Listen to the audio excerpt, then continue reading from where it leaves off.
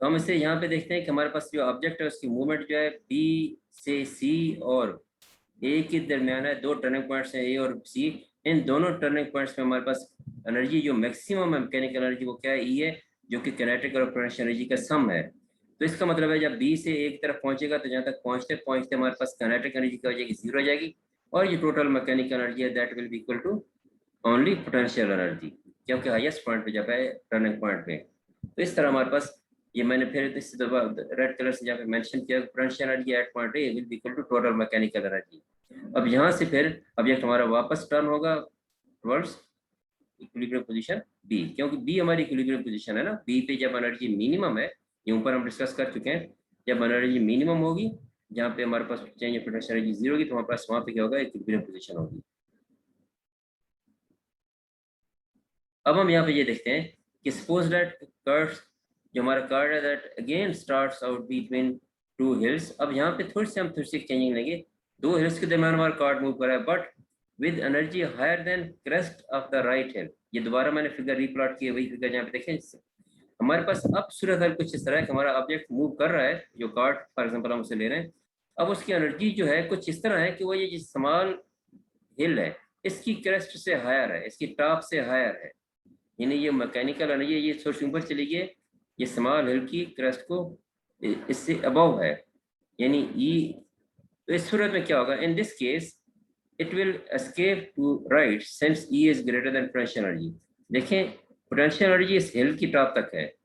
जब potential energy इस hill की टॉप तक है, क्रेस्ट तक है, जब मैकेनिकल एनर्जी इससे इंक्रीज हो रही है तो इसका मतलब है मैकेनिकल एनर्जी ने यहाँ पे पोटेंशियल एनर्जी को उससे हायर होने की वजह से हमारा जी जो कर्व है वो क्या है, एस्केप कर जाएगा, यानी वापस बी की तरफ नहीं आएगा।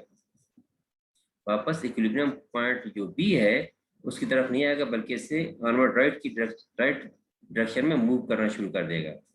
And it can never stop once it is moving in that direction, क्योंकि हिल के बाद उसके बाद कोई हमारे पास बैरियर नहीं है।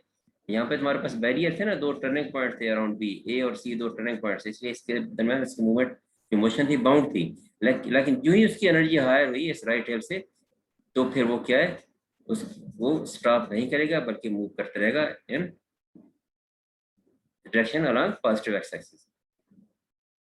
Finally if the energy is higher than both hills, अगर इसकी एनर्जी दोनों हिल से हायर है, यानी इस पहली हिल से भी और सेकंड हिल से भी, तो फिर क्या होगा, हमारा जो कार्ट है वो राइट की तरफ भी एस्केप कर सकता है और लेफ्ट की तरफ भी एस्केप कर सकता है। अगर सिर्फ राइट वाली हिल से आया तो फिर राइट डायरेक्शन में मूव कर सकता है, लेफ्ट की तरफ एस्केप नहीं कर सकता, क्योंकि लेफ्ट पे उसकी जो ये भी जो एनर्जी है ये क्या है, हायर है। लेकिन दोनों हिल्स से अगर उसकी एनर्जी हायर है तो फिर क्या होगा, दोनों तरफ वो एस्केप कर सकता है। अब यहाँ पे ये देखें कि हमारे पास जो सोल्यूशन इसमें हमारे पास जो सोल्यूशन है इसकी मोशन का, ये कार्ड की मूवमेंट का, इसको हम थोड़ा सा डिस्कस करते हैं। We can use the conservation of energy to obtain a complete solution। ये conservation of energy and mechanical energy उसके हम यूज करते हुए हम इक्वेशन ऑफ मोशन फाइंड करते हैं, क्योंकि हमें पता है ये आपने यूज किया होगा लैग्रेंजियन और हैमिल्टनियन रिलेशन जो यूज करते हैं। बेसिकली हम लैग्रेंजियन के एक्सक्लूशन, लैग्रेंजियन में हम क्या करते हैं, किनेटिक और पोटेंशियल एनर्जी को यूज करते हैं ना, और किनेटिक और पोटेंशियल एनर्जी यूज करते हुए हम इक्वेशन ऑफ मोशन फाइंड करते हैं। तो हम यहाँ पे लैग्रेंजियन तो यूज नहीं करेंगे, लेकिन यहाँ पे हम किनेटिक और पोटेंशियल एनर्जी या टोटल मैकेनिकल एनर्जी को यूज करेंगे motion equation of motion find करने के लिए या इस कार्ड की मोशन को स्टडी करने के लिए। हमारे पास टोटल मैकेनिकल एनर्जी का रिलेशन होता है क्या है, kinetic energy plus potential energy. और ये हमने यहाँ पे लेयर एज्यूम करेंगे ये यहाँ पे क्या कंजर्व्ड है, कंजर्व्ड है क्योंकि जो फोर्स है वो कंजर्वेटिव है और पोटेंशियल एनर्जी सिर्फ पोजीशन डिपेंडेंट है। देखना यू के साथ हमने सिर्फ क्या है, पोटेंशियल एनर्जी के साथ सिर्फ वेरिएबल एक्स लिखा हुआ है। It means that potential energy is only position dependent. So हम फाइंड करने के लिए known function E determined by the initial conditions, यानी मैकेनिकल एनर्जी फाइंड करने के लिए हम इनिशियल कंडीशन यूज कर सकते हैं। और उसके लिए हम पहले लेते हैं काइनेटिक एनर्जी, और काइनेटिक एनर्जी के रिलेशन से हम वेलोसिटी फाइंड कर लेंगे और फिर उससे हम डिस्प्लेसमेंट फाइंड कर लेंगे। काइनेटिक एनर्जी का रिलेशन है क्या, हाफ एम वी स्क्वायर है, और वी क्या होता है, x dot square, half M X dot square और half M X dot square kinetic energy है। और काइनेटिक एनर्जी हमारे पास क्या है, ये मैकेनिकल एनर्जी के रिलेशन से काइनेटिक एनर्जी क्या है, mechanical energy minus potential energy. यानी काइनेटिक एनर्जी किसके बराबर होती है, mechanical energy minus potential energy, यानी total energy minus potential energy की इक्वल होती है। इसे आप थोड़ा सा सिंप्लीफाई करें, ये हाफ एम को हम राइट साइड पे ले जाए तो क्या हो जाएगा 2/m, और एक्स डॉट स्क्वायर का सिर्फ हम एक्स डॉट फाइंड करें तो हमारे पास राइट साइड पे क्या ले लेंगे, स्क्वायर रूट। तो हमारे पास ये आ जाएगा x dot will be equal to plus minus square root by m into square root of E minus U x, total energy minus potential energy. तो ये हमने काइनेटिक एनर्जी के रिलेशन से क्या फाइंड कर लिया है, वेलोसिटी फाइंड कर ली है।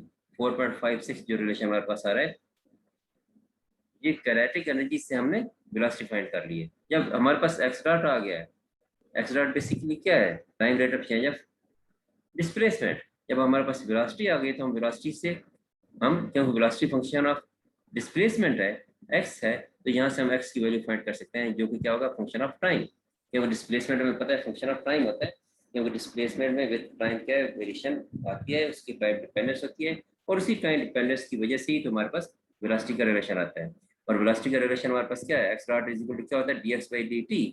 तो यहाँ से हमारे पास dt का क्या आ जाएगा, एक्स डॉट ऑफ, थोड़े से ने एक्स वेरिएबल को एक साइड पे इकट्ठा करने तक हमारे पास क्या आ जाएगा, dt will be equal to dx by x dot. यानी हम सेपरेशन वेरिएबल यहाँ पे टेक्निक यूज करें, सेपरेशन ऑफ वेरिएबल, तो एक्स वेरिएबल को हम राइट साइड पे इकट्ठा कर रहे हैं, तो हमारे पास dt will be equal to dx by x dot. अब इस जब हम इसे इंटीग्रेट करेंगे between any two points, initial and final points, तो हमारे पास क्या होगा, dt को जब इंटीग्रेट करेंगे इनिशियल और फाइनल प्रोसेस इंटीग्रल हमें क्या देगा, t final minus t initial, और राइट साइड पे हमारे पास क्या होगा, integral of dx over x not from x initial to x final. अब हम नेक्स्ट से चलते हैं। ये आपकी क्लास के भी स्ट्रेंथ कम है, बहुत कम है, तो इस तरह तो आपकी एब्सेंट हो जाएगी और ये एग्जाम में अपीयर होने के लिए एलिजिबल नहीं रहेंगे, इसलिए अटेंडेंस के लिए केयरफुल हो। तो ये हमारे पास 4.57 रिलेशन है यहाँ पे। अब यहाँ पे देखें, दिस गिव्स द टाइम, ये रिलेशन में क्या दे रहा है, दो टाइम इंटरवल दे रहा है ना, T final minus T initial. This gives the time for travel between any initial and final positions. if we substitute x dot from 4.56, ये 4.56 में हमारे पास जो x dot की वैल्यू आई है, ये x dot की वैल्यू 4.57 अगर हम पुट करें तो हमारे पास रिलेशन कुछ इस तरह बन जाएगा कि t will be equal to x not to x, in initial point. अब हमने यहाँ पे इनिशियल पोजीशन के लिए क्या ले लिया, x नॉट ले लिया फॉर टाइम 0, और फाइनल हम ले रहे हैं x for any instant t, और x डॉट की हम वैल्यू पुट करेंगे, ये x डॉट के ओवर में है तो इसके रिलेशन में जो स्क्वायर रूट 2/m था वो क्या हो जाएगा, स्क्वायर रूट ऑफ m/2, और ये इस तरह हमारे पास रिलेशन आ जाएगा। तो ये हमें हमारे पास जो रिलेशन है ये बेसिकली में टाइम इंटरवल देगा, यानी हमने एनर्जी रिलेशंस को यूज करते हुए हमने वेलोसिटी फाइंड की, डिस्प्लेसमेंट फाइंड किया, और फिर उसके लिए टाइम फाइंड कर लिया इस मूवमेंट के लिए। इन तीनों हमने पैरामीटर्स यहाँ पे फाइंड कर लिए हैं। अब हम यहाँ पे देखें कि हमारे पास जो इंटीग्रल है, integral 5.4, this depends on the particular form of potential energy. अब देखें ना, हमारे पास पोटेंशियल एनर्जी का पार्टिकुलर फॉर्म है, वो क्या है, वो क्या सिर्फ पोजीशन डिपेंडेंट है। इस तरह हमें ये इंटीग्रल क्या प्रोवाइड करेगा, time interval for that movement. तो ये हमारा आज का लेक्चर था।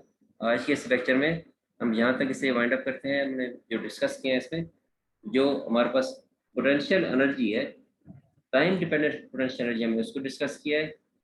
टाइम डिपेंडेंस पोटेंशियल एनर्जी फिर हमने उसके वन डायमेंशनल सिस्टम के लिए हमने उसको डिस्कस किया है, और फिर हमने वन डायमेंशनल सिस्टम के अकॉर्डिंग हमने देखा कि पोटेंशियल एनर्जी में वेरिएशन क्या आती है, उसको हमने डिस्कस किया है। फिर हमने देखा है कि हमारे पास इसकी जो मोशन है उसको हम कैसे डिस्कस कर सकते हैं, उसकी मोशन के लिए हमने वेलोसिटी फाइंड, एनर्जी रिलेशंस को यूज करते हुए हमने वेलोसिटी फाइंड की, डिस्प्लेसमेंट फाइंड किया, और फिर टाइम फाइंड किया। तो जो अब तक हम स्टडी कर चुके हैं यहाँ तक,